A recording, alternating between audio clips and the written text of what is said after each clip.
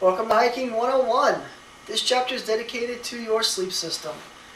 Chances are you're probably becoming a little overwhelmed as far as which sleeping bag you need, the different variations. So I'm trying to categorize these as best I can and hopefully give you a little more informed decision on which areas you want to go into.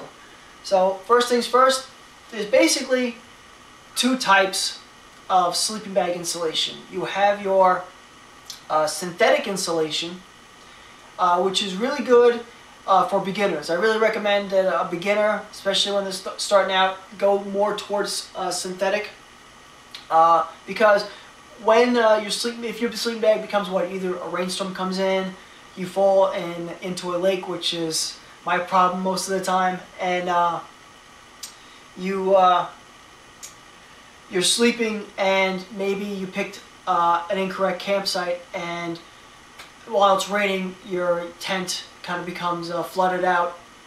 When a sleeping bag with synthetic insulation gets wet, it still has the ability to keep you warm, whereas the other insulation, which would be down, the down, once it becomes wet, basically becomes useless. Most bags made with down insulation do have some sort of water repellency built into the shell fabric, but not enough where it will be completely waterproof. So that's really why I would gear someone starting out to go more insulation. Now, insulation, as far as synthetics, are going to be heavier than your down. The down is the lightest. Now, same thing with compressibility. You're going to get more compressibility out of down-filled bags than you would be with synthetic-filled bags. Now, to give you an idea, this is one of your cheap insulating synthetic bags out in the market. I got this off eBay when I first started out for about, I don't know, 60 bucks. 60 bucks for two of them. This thing is quite big. Going up into quality, one of the quality gears is Mountain Hardwear. There's also Marmot and Western Mountaineer. As you can tell, this is also still a synthetic bag. And you can tell this compresses a lot better. Better quality as far as the synthetic insulation. This bag won't compress more than this. That's why it comes with a compression strap, but still, you're not going to get this thing as small as you want it to be. As far as this is concerned, this does compress a little bit more, but not as much.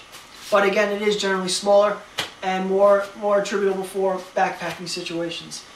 Then you get your down, kind of comparable if you look at it. However, the compressibility, if you need more room in your pack, is there. As far as weights are concerned, remember the three keys are insulating properties, compressibility or packability, and weight. The big mamma jamma over here, let's see how much this weighs. 3.5 pounds. It's pretty heavy. More upgraded backpack, sleeping bag, you're looking at 2 pounds.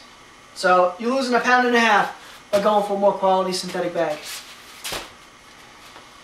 And the down bag.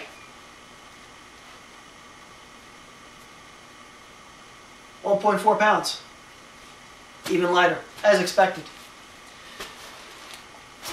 Now, once you pick out your sleeping bag, you're probably going to need some back insulation, especially if you're going to be tenting or tarping. We're going to get into tenting, tarping, and hammocking, which are the three major shelters in a later series.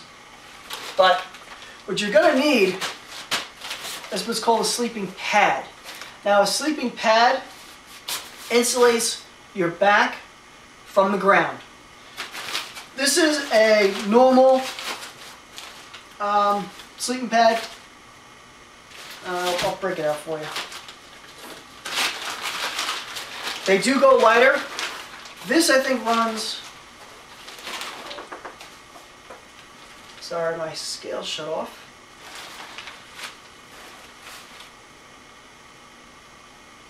.3 pounds.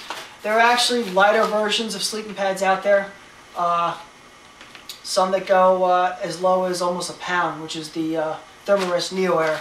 You're going to pay more for lighter material, but you know, again, it's whatever's in your budget and how light you want to go. You're going to need some back insulation, whether you're tenting, tarping, or hammock camping. So this is one of your options. Another option, only if you're hammock camping, would be you could use a pad just like that for hammock camping, or you could use what's called an underquilt. Now an underquilt basically is designed to wrap underneath your hammock, and it provides the same insulation as a sleeping pad. Now if you noticed, that sleeping pad weighed, what was it, 2.3, 2.4 pounds? This underquilt weighs in at 11 ounces. You're saving almost a pound and a half right there. Now this is what's called a 2/3 underquilt.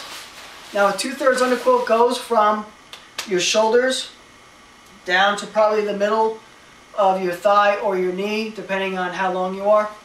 They have what's called a 3/4 underquilt. Those go from your shoulders probably down to the middle of your calf or your ankle, and the full length underquilt, which basically encompasses the entire hammock underneath. It's your decision on which one you want to use. The longer the quilt, the heavier it's going to be, the less packability it's going to be. And underquilts for hammocks are only made by Cottage Industry people. So I'm going to be placing a lot of Cottage Industry links, especially for the shelters, backpacks, and underquilts in the info in my video. Alright, why don't we set up some of these bags, and you can see the differences in the subsection, which would be a mummy style bag and what's called a top quilt. So let me set things up and we'll come back.